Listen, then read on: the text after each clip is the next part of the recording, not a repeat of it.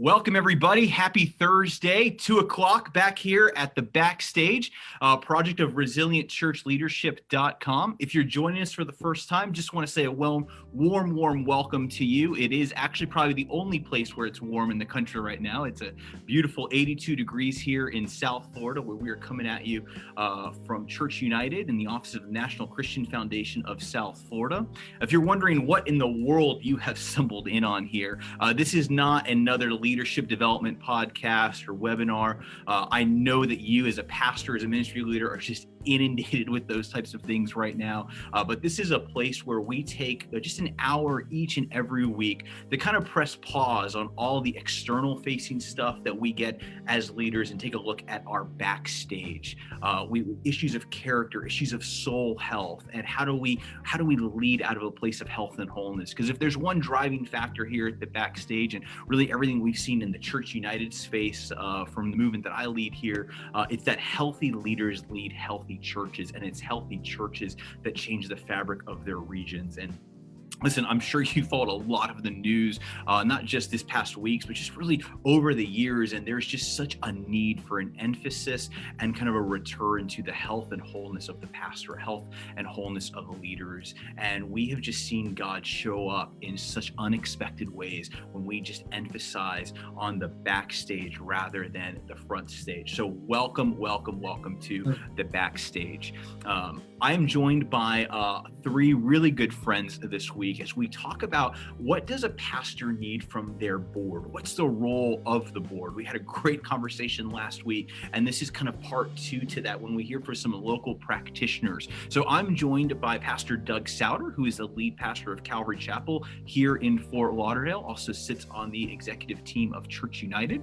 I'm also joined with Stefan Chividjian, who is the president and co-founder of the National Christian Foundation of South Florida and serves as the board chair for Calvary Chapel. So we're going to get an insight into Doug and Stefan's relationship here in a little bit. And then also Lance Witt, who is the founder of Replenish Ministries. Just a little bit about Lance. We love having Lance part of our team here at the Backstage, but Lance previously served as the executive and teaching pastor at Saddleback Church, small little church out in Southern California. But now he serves on our Resilient Church Leadership Strategy team as he runs Replenish Ministry. He's authored a number of books, and we are just so grateful to have him join us here.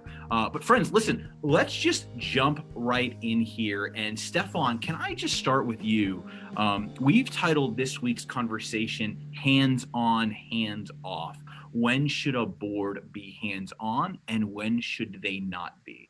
And I just want to just start with you, like when you hear hands-on, hands-off as a board member, even as a board chair, like what does that mean to you? How do you hear that? Well, it's a great question, and it's good to be here, and love what this is doing, the Backstage, the fact that we're doing this every week and the various topics, and appreciate Eddie and the team working hard behind the scenes, doing this and providing this wonderful resource to pastors and churches across the country, especially during this particular season of COVID and us having to navigate things we never thought we'd have to navigate. So when I think of hands-on, hands-off, initially I thought of the Karate Kid, but then I realized that was wax on, wax off. So that was my first thought, so just being truly transparent about my Backstage.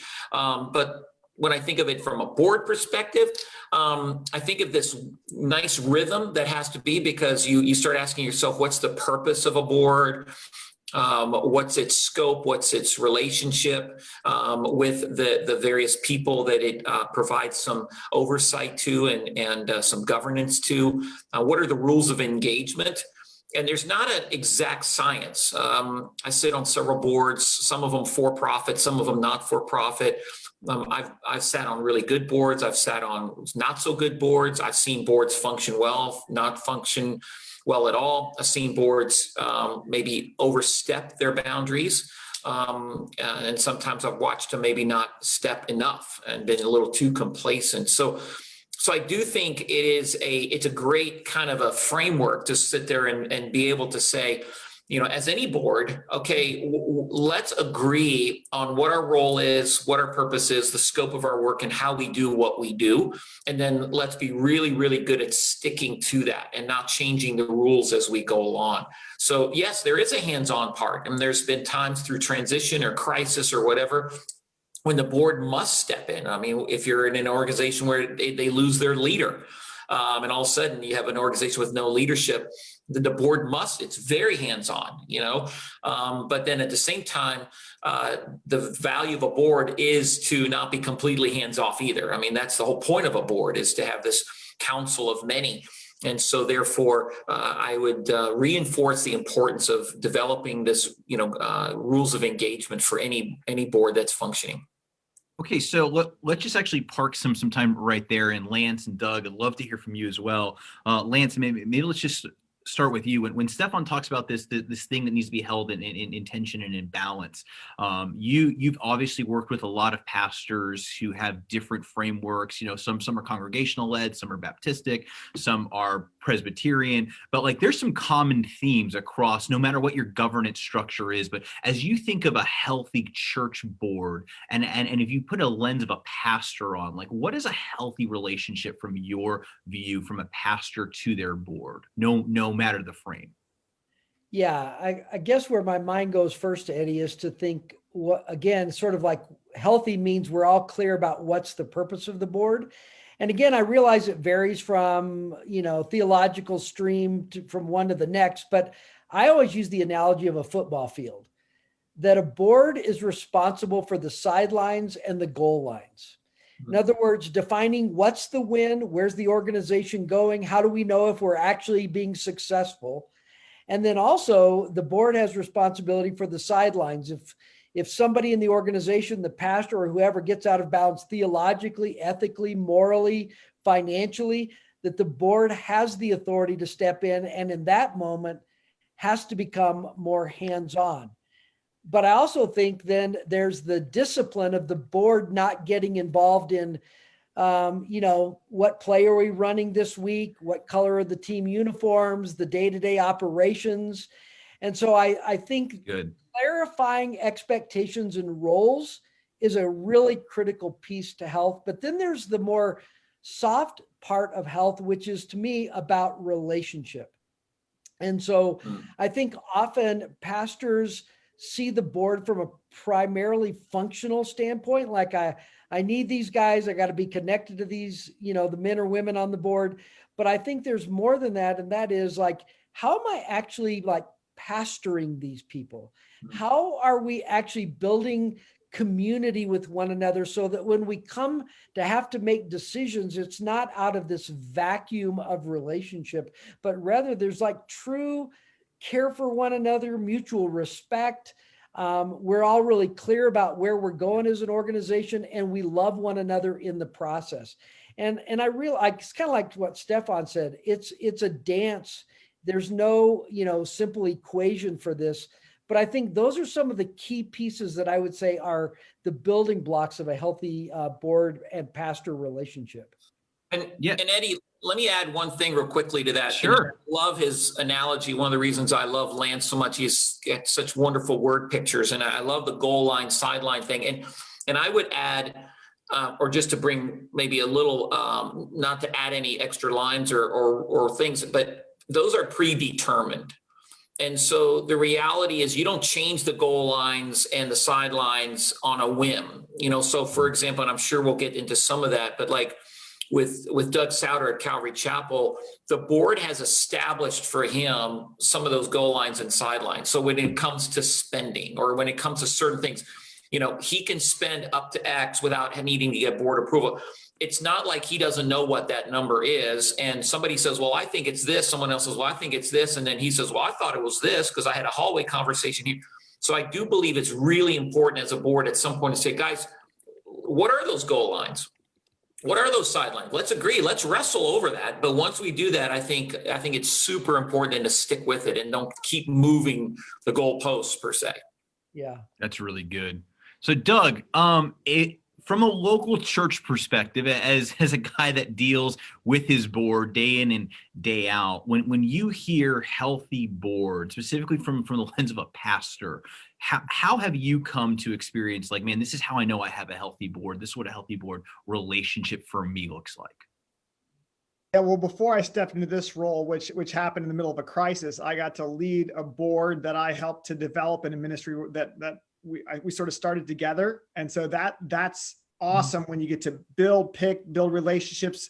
But in this 7 years ago, I stepped into a board that I didn't know all the guys very well. And it was a church crisis. And so you have to go to, man, I don't have the level of chemistry and trust and relationships. I've got to work hard to build it. And I think, I think probably a couple of years in, there was an aha moment for me when someone came to our board, an outside person, and basically said, you have to build in the boardroom the culture you want modeled for the church. Mm-hmm. And that was just like so what do we do in our staff meeting? We share God stories. We don't have the leaders share, we have the people share.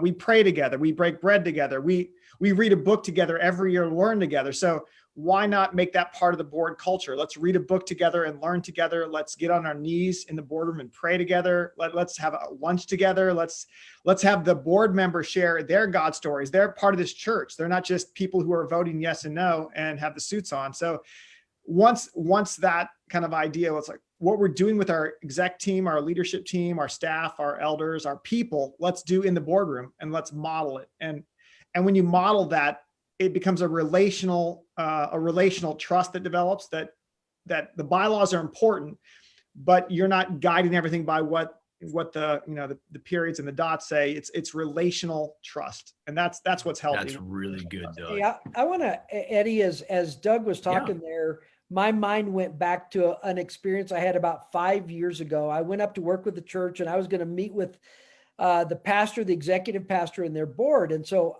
but I was shocked because they actually had it at somebody's house. And there was a couple in the church who felt like it was their ministry to sort of be a blessing to the board and the pastors.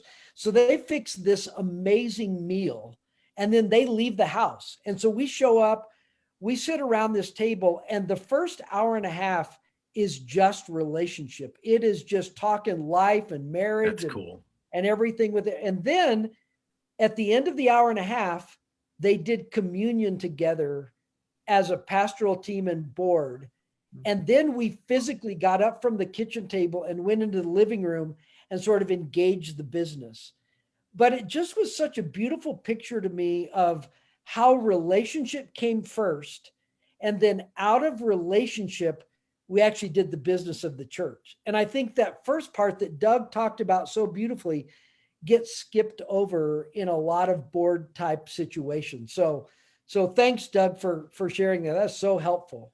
No, that's good. And I realize that all of our Presbyterian and Reformed friends that just heard doing communion outside of the church just went a little like that. But if you heard what Lance is saying, he's talking about the relational element of a board and the importance of that. And just on that note, can I just take a risk and ask Doug and Stefan, you guys just didn't arrive overnight at a great, harmonious, we love one another, you guys are my best friends. Like, you guys have had some give, some get. There's been a reciprocating relationship that's had to develop between the two of you.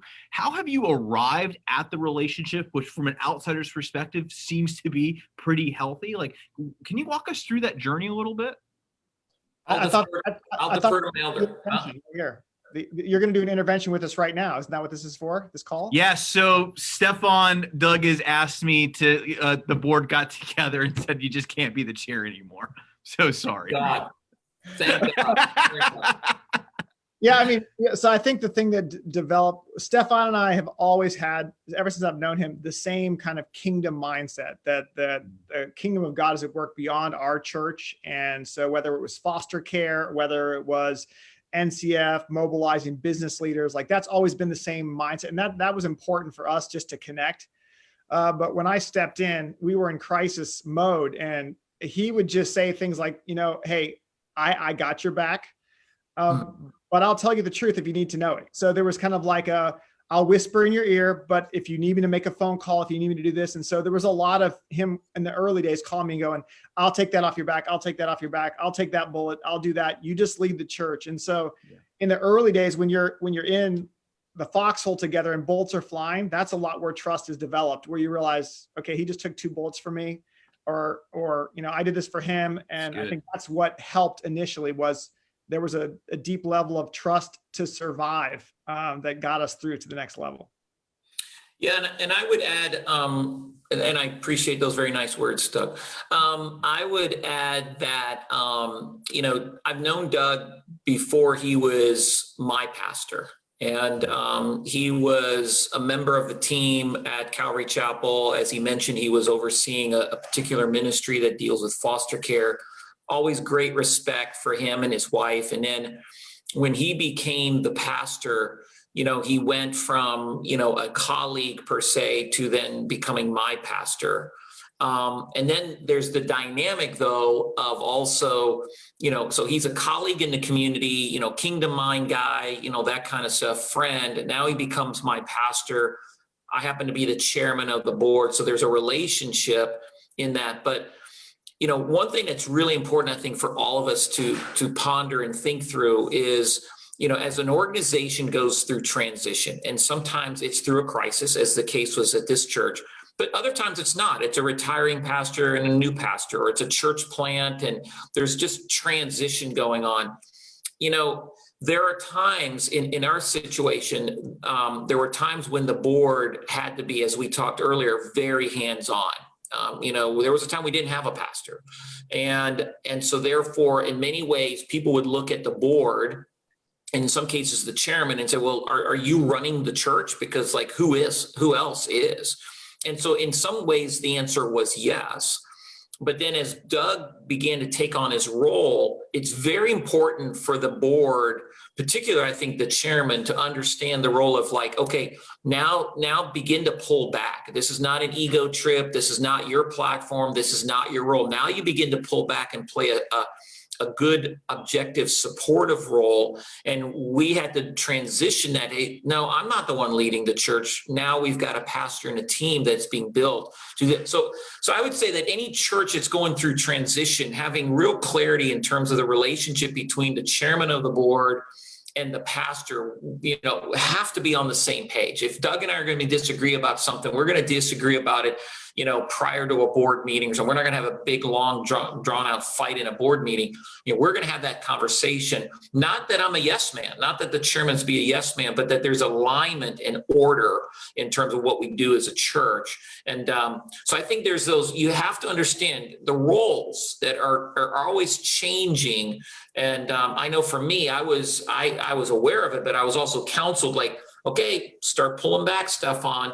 Okay, start pulling back. Okay, now let that's the decision of that. And so I think it's worked well. And then we're real honest with one another. I mean, we've got a great relationship, and and I think a true respect for one another. It's good. Yeah, I think there's when a church goes through a crisis, the board basically declares martial law. We're now in charge, and they're picking the new leader, and then there has to be a pulling back. And so you go from a micromanaging board to a managing board, then eventually to a governing board. And Stefan and I have a lot of honest conversations hey, the first couple board meetings, he might've talked 70% of the time. And then it's okay, now let's do 50-50 and then 70-30. So we talked about how much even airtime we had in leading the meeting. And that part of the real honest conversation was, hey, Stefan's you need to talk more. I'm well, you need to talk less, give me more space. And so you're having really honest conversations about how that dynamic works. And because I think we were both open to do that, it worked. How did you, as a pastor, kind of foster that culture of honesty with your board? Because you didn't just arrive at that, Doug. Can you speak to that a little bit? Yeah, well, I think when you step into a role like I stepped into, you sort of realize, hey, there's no way I could do this on my own. So you're looking for people that you trust that will have your back and support you. I mean, Stefan would meet with my wife and I, and he wouldn't ask me any questions. He'd just look at Suzanne and go, Suzanne, how are you doing? And if she broke down in tears, he's okay, so we need to talk. You guys need a couple days away. You need something. So you're watching, for the board to ask the right soul care questions. You're asking, you need help for some of the decisions. I mean, we had to make, in our case, millions of dollars of decisions to cut things and change things. So I don't want to do that by myself. I mean, I want to pray and talk to our team and ask for advice. So there's something so much better when you're doing those things together, because it's just, I think it's a more biblical model, and so that network of support is vital. So I like the word that you used, Stefan, is alignment between the board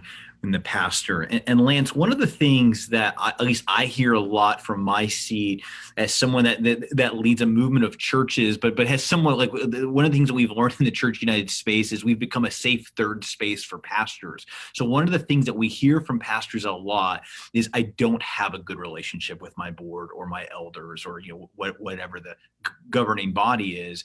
And they don't feel like those guys have their back. They don't feel like they can be honest. They feel like every board meeting, I've got to present everything is up and to the right. We're saving souls. Money's good. We have no problems on the staff.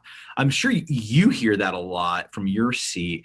How do you encourage pastors to enter into that honest space of, hey, I'm not okay. Here are the problems that I have. And how do you foster a context of safety as a board?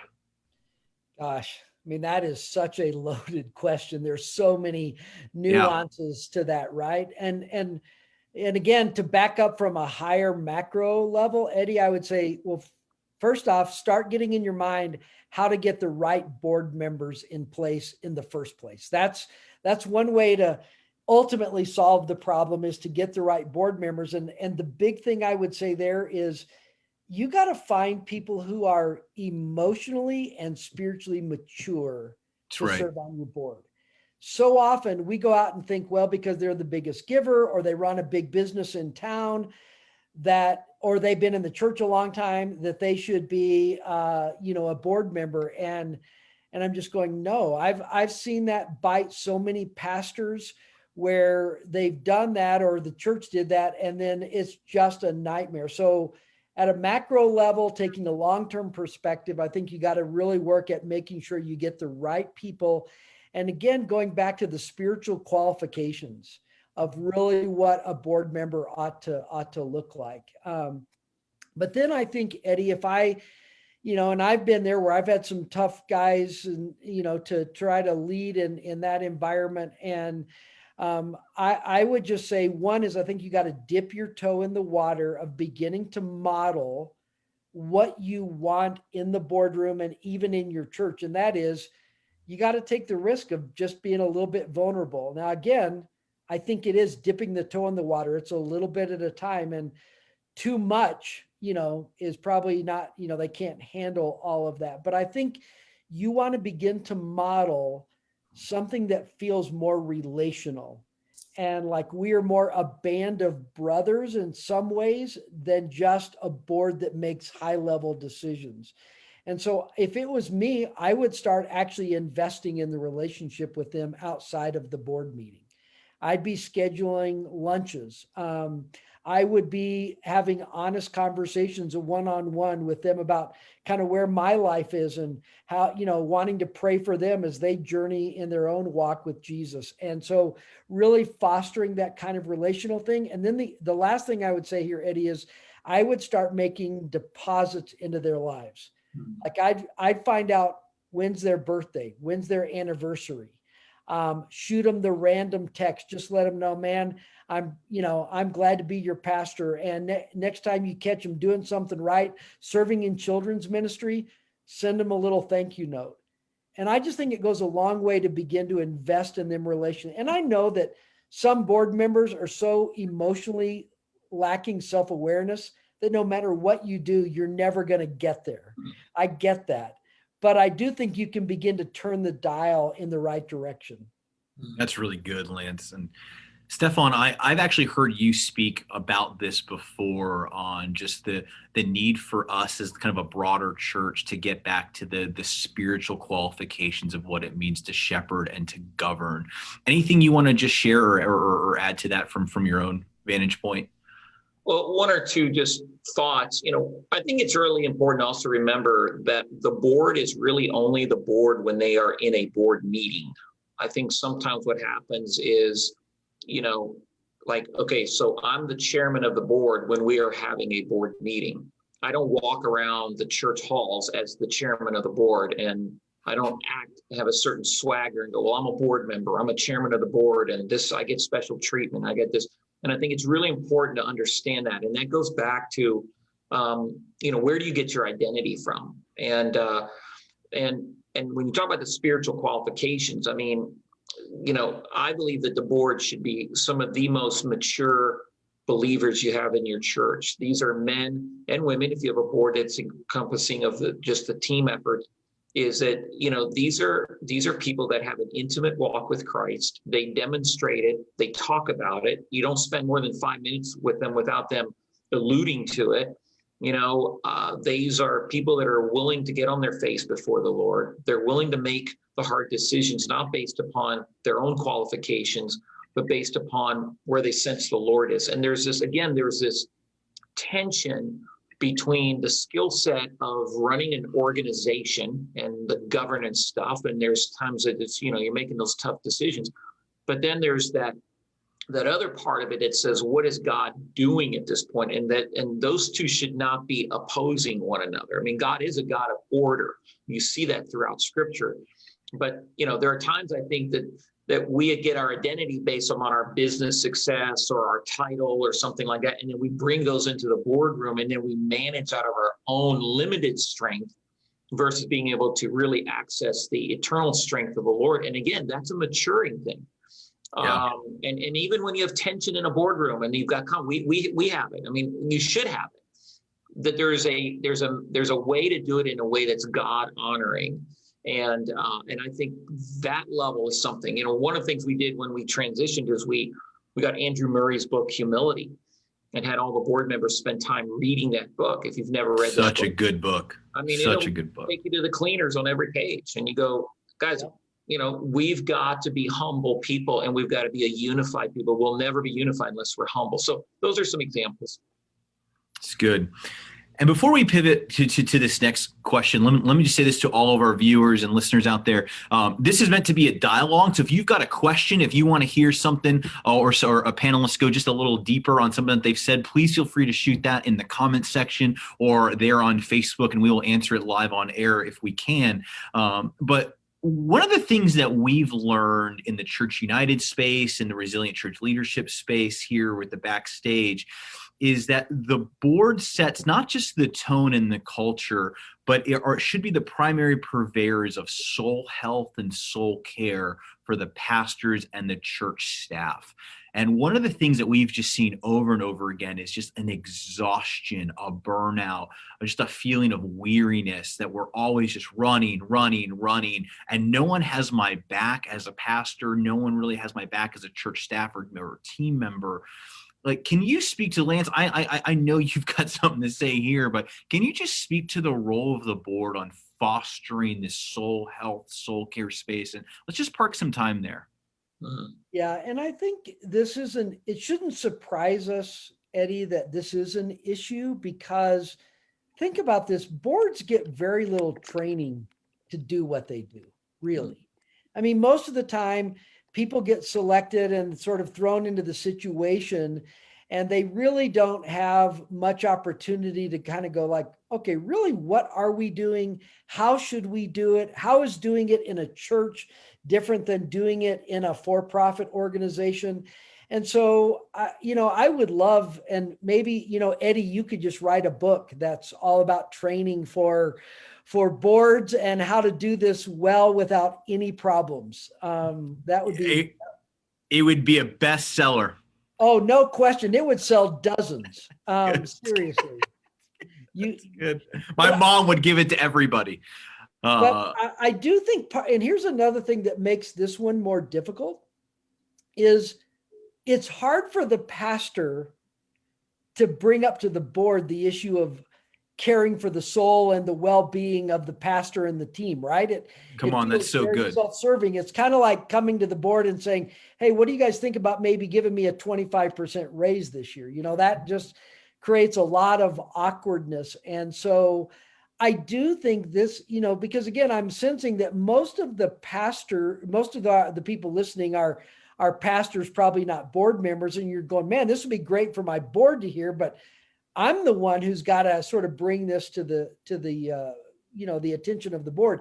So one of the things I would say to a pastor is find an outside voice that can come in and be an advocate for the team and for the pastor and can speak to your board. Like, I love getting the chance to say to a board what the pastor would love to say, but it would always be misinterpreted if he did say it. And so I do think somehow it's got to get on the radar of a board that caring for the soul of your pastor, caring for the family of the staff teams, that really matters. And in fact, it's short-sighted not to do that. Because if we burn somebody out or we end up with a lot of turnover, it just creates chaos in the church and in the organization. And so, again, I think we could drill down on some, more specifics in that.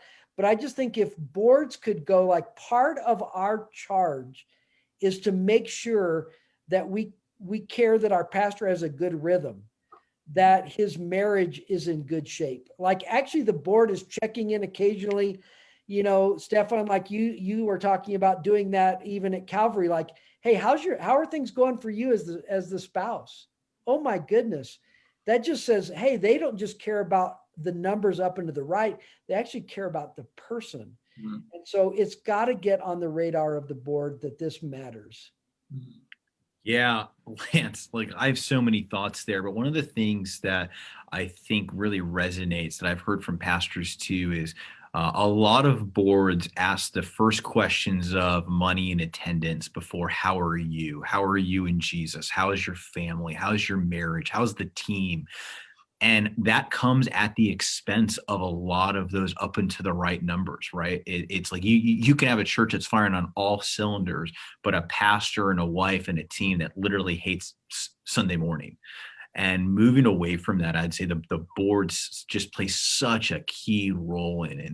If I could pivot to Doug and to Stefan here is, again, from an outsider's view, watching Calvary go through its metamorphosis over the last, 4, 5, 6 years, you guys have really become a place that's known for caring for their leaders, caring for their staff team. It's your soul care has become a value. Staff health has become a value. How did you arrive there? And maybe talk to us about some of the fruit you've seen because you place an emphasis there. Well, yeah, for us, I mean, we brought in outside people to help look under the hood. That was a big part of it, both under the hood of what's happening with the board, the staff, and the best Christian workplace. What's the temperature of the staff? And then we basically went on like a 1.5 year journey to restate or recreate some core values that we held that our staff said, this is what we want for our staff and for our pastors and for our leaders. And the board was a part of that process. And the first two were, humility and soul care. And because we had been such a high performance church, pursuing excellence, empowering leaders, that was always part of our ethos. But we wanted to put those two first. And then in that process, we began to ask questions like, well, do we need to provide, a counseling budget to help people go for counseling if they needed it, to do an annual checkup, to start to create a system of sabbatical for leaders who had served 10, 12, 15 years that needed a breath. And so out of that humility and soul care, how we carry power and how we care for our souls, some of those practical things emerged that we actually paid for and created budget space for. And that was part of just a collaboration between our board, our leadership team, and our staff. It's good. Stefan, anything to add there from your perspective on the board on the other side of that? I mean, I think that though that was the heart of the board, Doug really owned it and modeled it as he really pastored the board and the staff through that. I mean, that didn't come out of some, whiteboard strategy session and now it became an initiative simply on that. It was, I think, the heart of the pastor, which hopefully is the heart of pastors. That's why you have the calling in your life to be a pastor, is to say, I have to pastor my staff and I have to pastor my board. I have to model it. And I would hope that the board then sees that and sees it as a core value. Because frankly, I mean, we're called to be Christians, and there's something compelling about being a follower of Christ. And yet sometimes our message doesn't ever match with, our methods. And so you're going, okay, I'm supposed to be a follower of Jesus, but I'm completely burned out, or I'm setting a pace, or the way I treat people is toxic. The environment at the church is, I don't care if you have a staff of 3, the environment is toxic.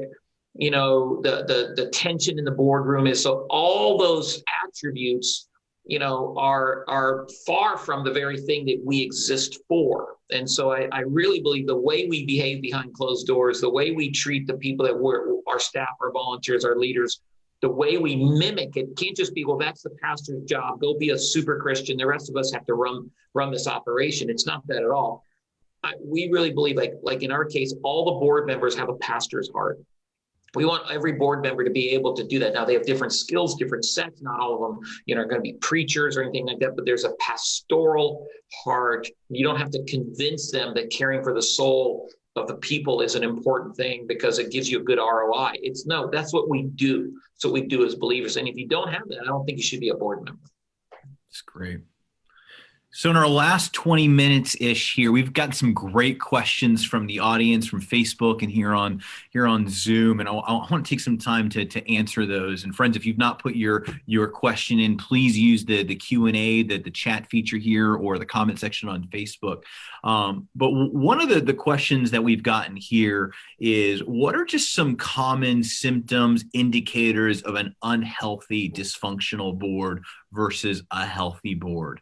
And maybe, Lance, I'll start with you there, because you've had a lot of experience with different boards, different churches. How would you answer that? And then maybe Stefan, I mean, you've sat on a lot of boards, you've seen some dysfunction firsthand, but Lance, talk to us.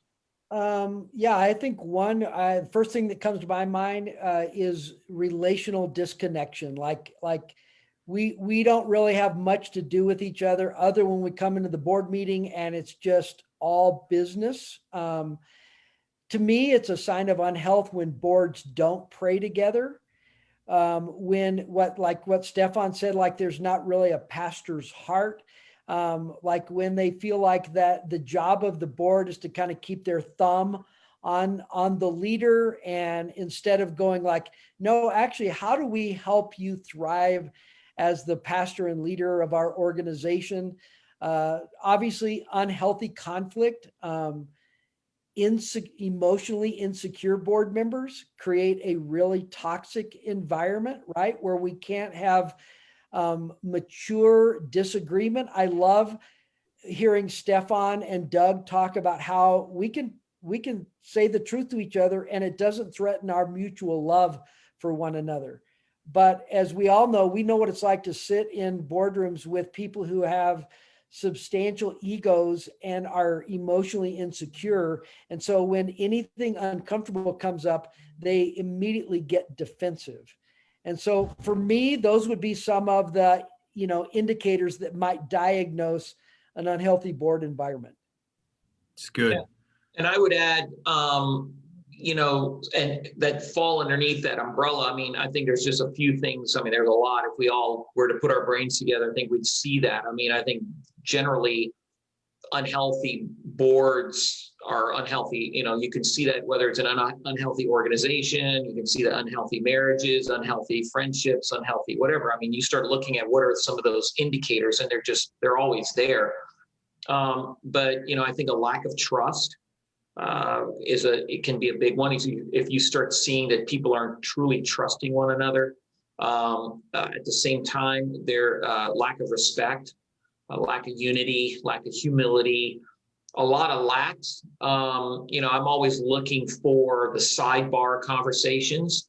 So if we were all on a board together and we were dealing with an issue, let's deal with this issue. Don't just sit there and nod your head and maybe not talk, but then during the coffee break, come over and then have a whole completely different opinion. And you go, but why wouldn't you share that in the meeting? Or, the conversation that happens 2 days after the board meetings, or the little factions that the three guys get together because they've got a real issue with this. And I watched that in my role. And there's been a couple instances where there have been some minor attempts to sit there and say, okay, we need to have a meeting over here, and we don't want Doug in that room or something like that.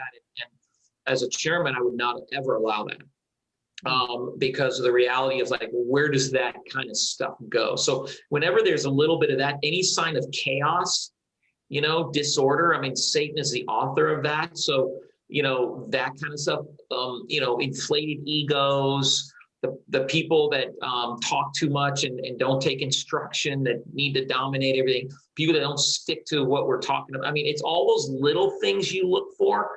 And then you just start seeing certain things being chronic.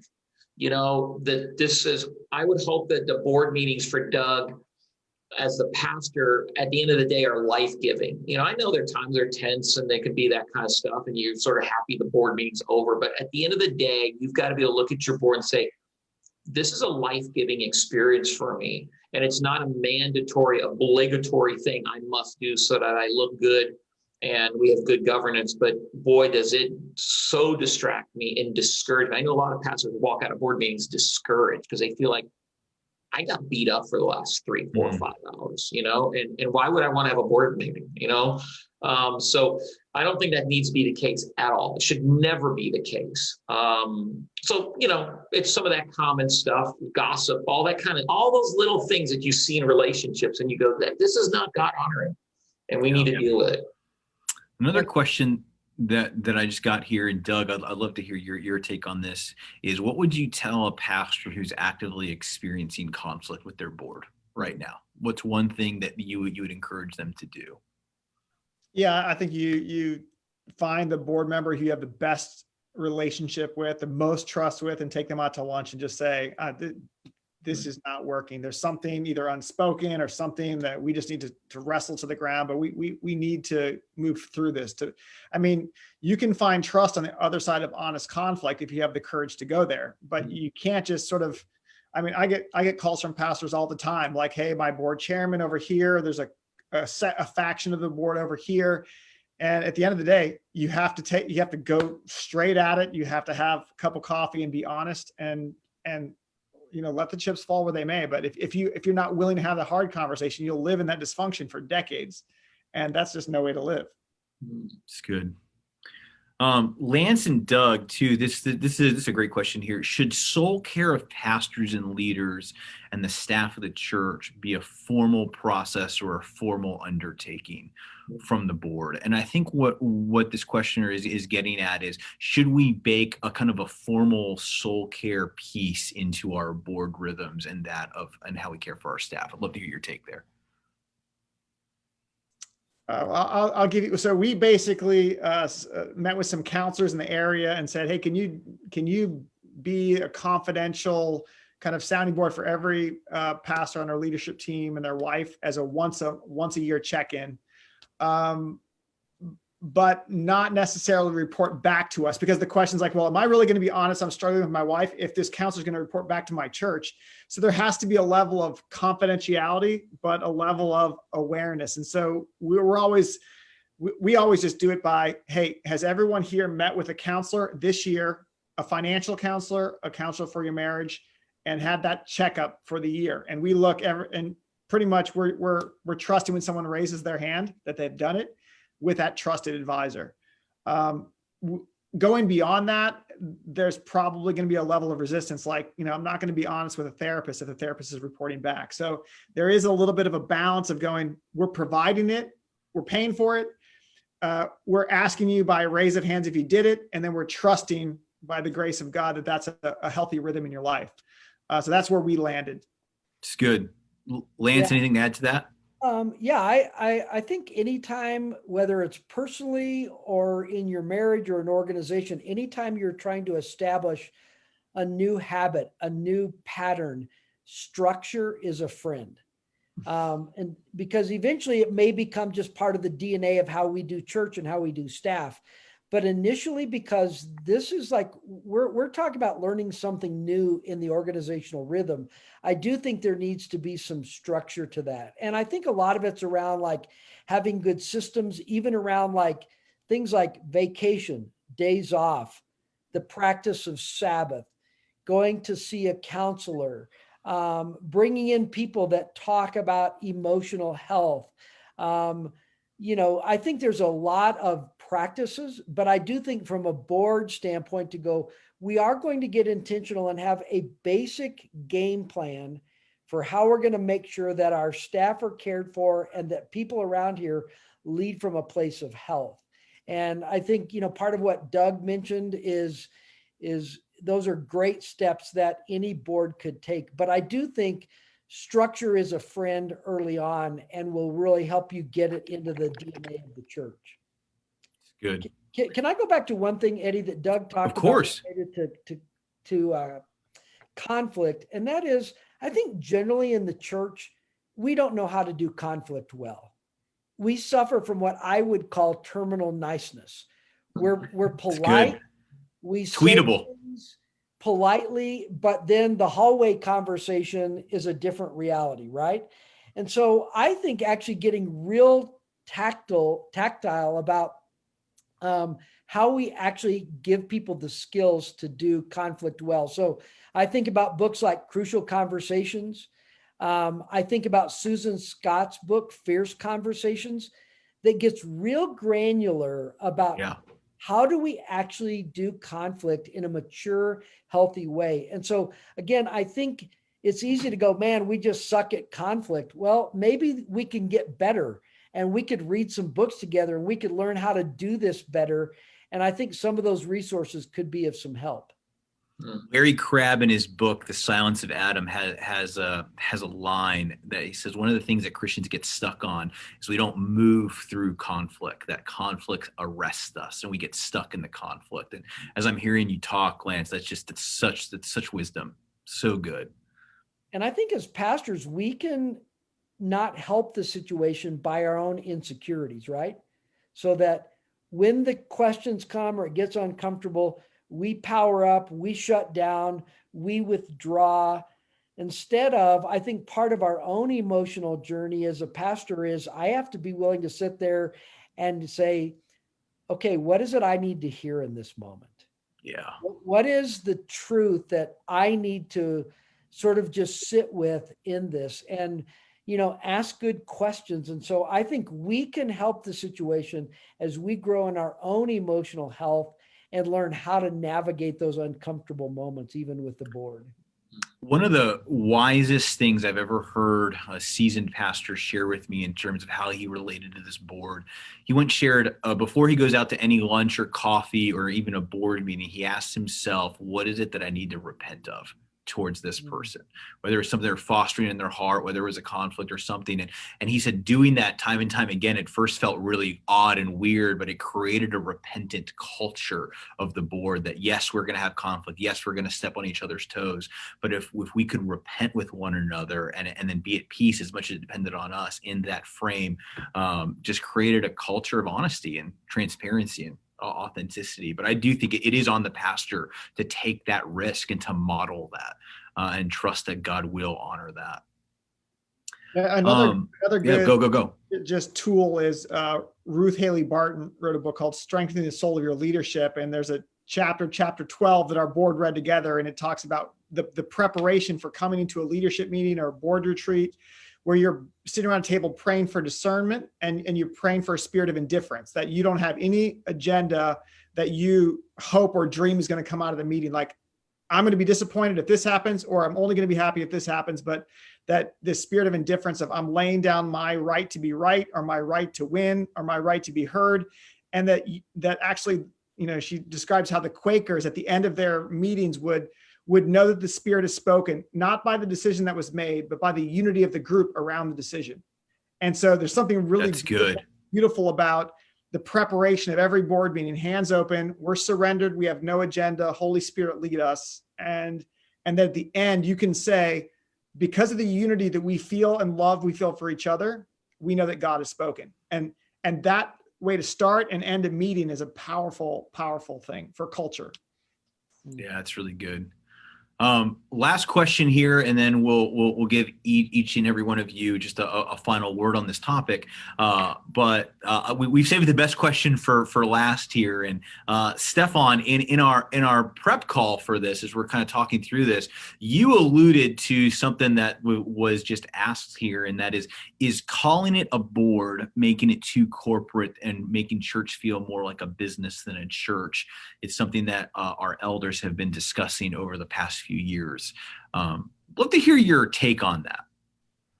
Yeah, I mean, that would end up being a whole nother call because, I think we're probably always, especially after COVID, looking at church world and there are some legal requirements in the country we live in, as you set up a 501c3 and there's certain things that the government says, this is how you're supposed to do what you do. And some of that. So, we can't get away from that standpoint. I think that I think there are things we can learn from the corporate world, but you got to think of a lot of the corporate management systems that we've become so accustomed to have not been around that long. I mean, when you look at humanity, look at history, you're not talking, you're talking 150 some years or just certain things. I mean, we've moved from an agrarian culture to manufacturing and industrial culture, and now we're watching what's happening in technology, and that's forcing organizations to rethink how we do what we do. And so when you go back to the early scriptures and you see where was the formation of some of the organization around the early church based out of need, we read about the Hellenist widows being overlooked in the food, and okay, we got to organize that because the apostles are focused on preaching the word and prayer, and so we see some organization around that.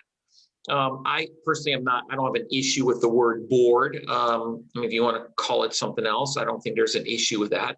But I think it goes back to what is the purpose of this board? Are we trying to take the church and mimic the best corporate structures out there because we admire the way corporations run, and we're going to really go after that because that's what a church should be, is a really high functioning corporation? And I would caution some of that. I think we also have to caution that says we can't ever steal or learn anything from the way corporations do things and stuff. I mean, there's a sharing of ideas, but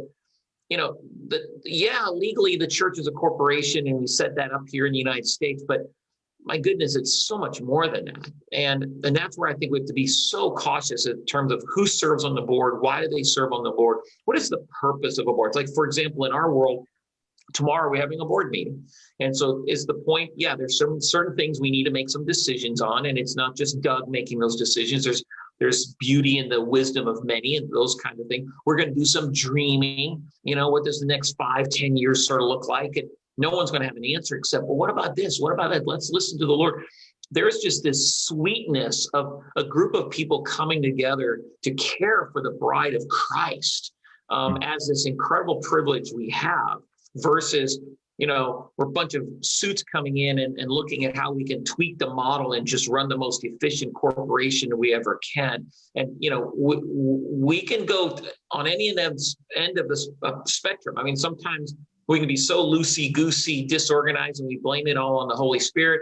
And then other times, we can be so buttoned up and so organized, but that we've lost the very zest of the life of the church. Like, we've lost it. We run a real good organization, but there's no more life here. And again, it's a dance, it's a tension. And why do we rely on the Holy Spirit? Because we need to know in real time, Lord, how are you leading us? And again, it's not an exact science. Good. Doug, Lance, any thoughts there?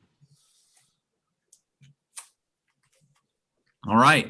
Well, hey, go ahead, Doug. Doug, jump in. No, I would just say that, when I stepped in 7 years ago, we had a board, but we made a very intentional decision to make it a board of elders. And so most of the men were at that place already, but we made sure that we sort of raised the bar, and the next people we brought in were already serving as elders in the church. And that changes a lot. I mean, and having our board members even share with our staff, with our ethos training groups, where a board member's, one of our guys was the chief operating officer of Spirit Airlines and Airbus. But as he's sharing the story about his role on the board, and when the crisis happened, he breaks down in tears because of his passion for the church. And people see this heart for the body of Christ and the deep commitment of taking a week off and just working 80 hours to make sure the church got through the crisis. They have a whole new appreciation for who board members are and what they do. And so we have to do a better job of having our board embody those values and share those values with staff and our church. So they're like, wow, we have the most amazing board members, elders, whatever you want to call them, that are helping us guide our church. And we're grateful for that. So yeah, it's really good. So all right. One of the things that we do here on the Backstage webinar is, as we wrap up, we go through each of our guests and we say, you've got a last word. So as we think of the topic, how a pastor should relate to their board and that relationship, we've obviously spent a lot of time talking about that, but each of you, what's your last kind of parting words of wisdom or parting thought on the topic? And Lance, let's start with you since you're the first one on my screen. Last word. I would say to a pastor, make sure that it is clearly on your radar that a big part of your leadership is actually pastoring and leading the board. I think it's so easy to focus all my time on preaching, managing my staff, thinking through the budget, all of that. And what falls off the radar unintentionally is sort of the leadership, really the strategic DNA leadership of my board. And I've seen it over and over where the pastor's disconnected. And then when the crisis happens, the board is not in a place to really give good leadership. And so I would say just have it on your radar to really shepherd and pastor and lead your board. It's good. Doug, you're next. Last word. Yeah, I think it's all about trust. I think it's the currency of that relationship between the chairman, the other board members. So it's investing in the relationships and building trust, because if you're breaking bread outside of the boardroom, if you're trying to do life, if you're praying together, if you're dreaming together, then when the crisis comes, that relational trust and equity is there to work through whatever issues come up. Stefan. Yeah, I would say I love the other two. I would also add just the intimacy with Jesus. And I know that it sounds a little foo-foo sometimes, but I really believe that if the pastor and the board members truly has an intimate walk with Christ, that these cascading benefits of that humility and unity and all that will just be there. There will be a desire to honor Christ in all that we do in our relationships, in our backdoor private conversations, in our public persona. But I'm always looking for, is there an intimacy? First of all, am I modeling that? And I'm looking at other board members or a pastor. Is there a true intimacy with Christ that's reflected daily? I would add that. It's good. Well, friends, panelists, just want to say thank you for joining and tuning in with us.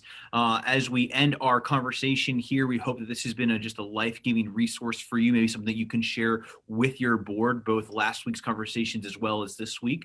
This video, a lot of the books and resources that we mentioned will live live at resilientchurchleadership.com. Do join us next week as we have Dr. Chuck DeGroat come in and talk with us about narcissism in the church. We want to have a vibrant conversation around that. He's written several books on the topic, has become something of an expert about narcissism in the church, both as a pastor and now as a therapist and practitioner. So we look forward to that conversation as you join us next week, 2 p.m. Eastern Time here at the Backstage. Thanks for joining us, and we will see you next week.